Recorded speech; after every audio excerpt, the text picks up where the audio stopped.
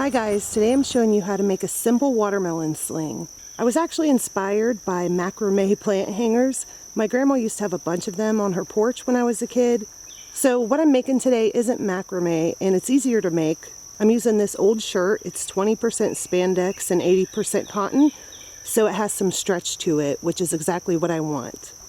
I'm cutting 3 strips, an inch or 2 wide. I don't want them to be too thin because sometimes fabric will shred after you cut it. I was also thinking that a stretchy book cover would work for this, or an old stretchy pair of pants. You could even try just a plain cotton t-shirt. Now that I have 3 of these all cut and ready to go, I'm just going to fold them in half just like this. I've got this big old watermelon here. I showed you this watermelon in my last video, but it was a tiny little thing, a newly pollinated little watermelon. Believe it or not, this is 9 days of growth. I told you guys in the last video that after the flower is pollinated, you'll know pretty quickly if it's going to grow or if it's just going to rot off the vine.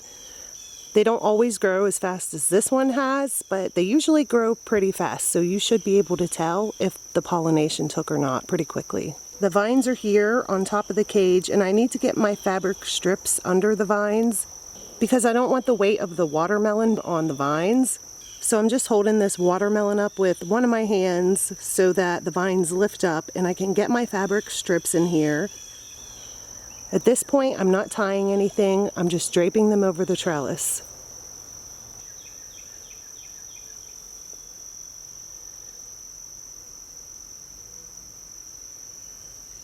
I'm sizing everything up here, trying to figure out where I want to tie my knots.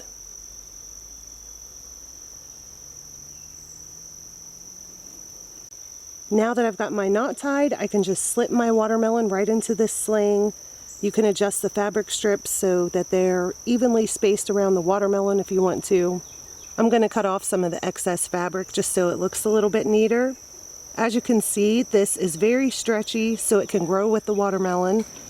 It's probably a good idea though to not cut off too much of the extra fabric in case I want to untie it and retie it again, make some adjustments as my watermelon grows. Last year I made a video on how to make a sling out of stockings, and I will post a link to that video up on the screen if you're interested in that. Please give me a thumbs up if you enjoyed the video. It really helps me out a lot with the algorithm. Or give me a thumbs down if you didn't like the video, that's fine too. Leave a comment if you would like. If you have any questions, you can leave a comment. While filming this video, I found a praying mantis on my watermelon plant having some lunch. So I'm going to leave you with that footage. Thank you guys for watching, and I'll talk to you next time. Bye.